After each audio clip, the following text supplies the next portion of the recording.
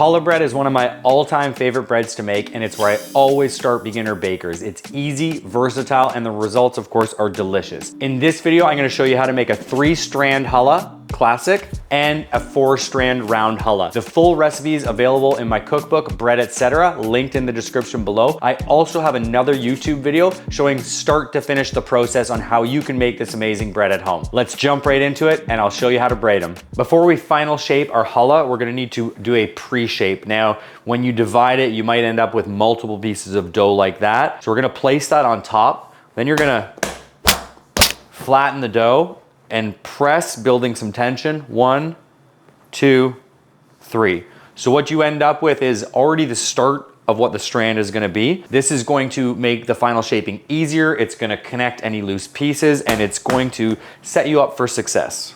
So here's my 3 braid. 1, 2, 3. And next we're gonna do the 4 braid, which is exactly the same. Flatten the dough to degas it. 1, 2, 3. As you do it, you should feel the dough tightening a little bit. Once you've pre-shaped, we're gonna cover these with a bag because we don't want the dough to dry out. If it dries out, it's gonna make the final shape very hard. We're gonna let these rest for about 10 minutes and then we'll roll our strands. After resting the strand for about 10 minutes, we're gonna just roll this out. And to do so, you're gonna apply downward pressure, starting from the middle and working your way to the outside. For the 3-strand, we're gonna leave a slight bulb in the middle and taper the ends.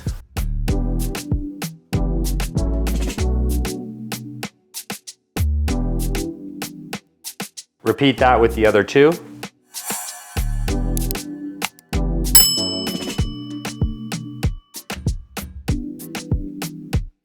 And you wanna end up with 3 strands that are all the same length. To start, you're gonna line up your 3 strands. To do this simply, we're gonna number the strands. 1, 2, 3. This is always gonna be position 1, this is 2, and this is 3. So now, this is position 1, this is 2, and this is 3. To braid the 3-strand, we're gonna take 1 to 2, and then 3 to 2, and repeat. 1 to 2, 3 to 2. You're gonna wanna go up and over instead of down and across, and just keep going. 1 to 2, 3 to 2. 1 to 2, 3 to 2. 1 to 2, 3 to 2, 1 to 2, 3 to 2, 1 to 2. At the very end, you can pinch these together. You can always go back and fix this if you want. Then I like to taper the ends a little bit, and there's our 3-strand challah. Place this off to the side, and we'll do our 4-strand. For our 4-strand challah, we're gonna do the same thing. You're gonna press down, only this time we don't need a taper or the bulge in the middle. We want a straight line. You can, however, taper the ends.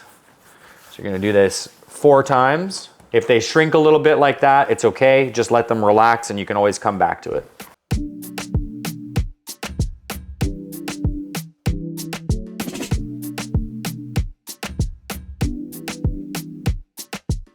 Once you have your 4 strands, you wanna make sure that they're all the same length. If one's a bit smaller, you can always roll it out a bit longer. We're gonna place the 2 strands about 4 centimeters or 1.5 inches apart, and then we're gonna place the next 2 strands on top of it the same. Now it's going over the strands and over, but we wanna alternate over, under. So we're just gonna place this one under, this one over, and then finally this one under.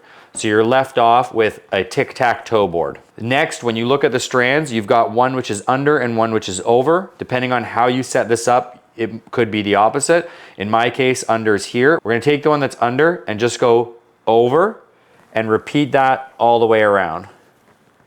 Now, you've got under and over. We're gonna repeat this movement again, the opposite direction. So under goes over, under goes over, under goes over, under goes over. This last time, under and over, we're gonna just pull them together.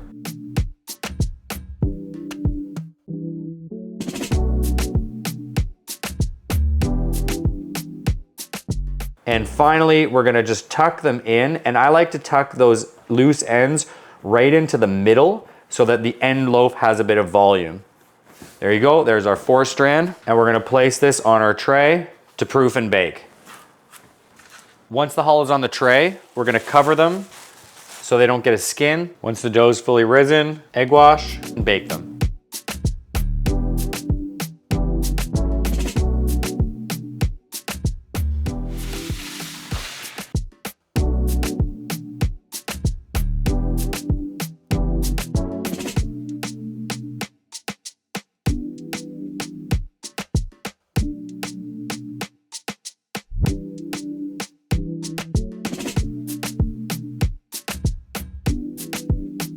Thank you so much for watching this video. I hope you can now braid challah with ease. This is one of my all-time favorite breads to make. I absolutely love it and my whole family does. If you want to pick up a copy of my first book, Bread Etc., there's over 100 recipes in it and I put so much work into it. I know you're gonna love it. I'll leave a link in the description below. See you in the next video.